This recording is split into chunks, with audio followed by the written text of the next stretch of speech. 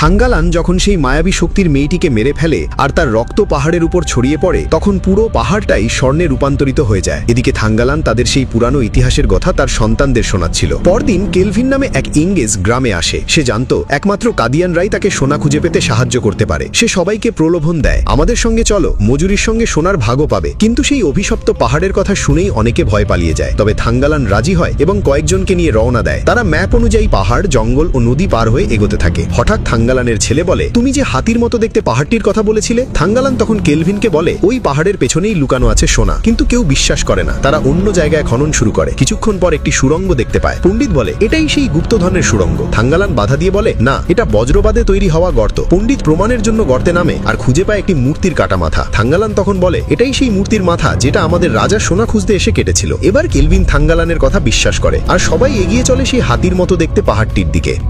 মজার ভিডিও পেতে চ্যানেলটি সাবস্ক্রাইব করে লাইক কমেন্ট শেয়ার করবেন।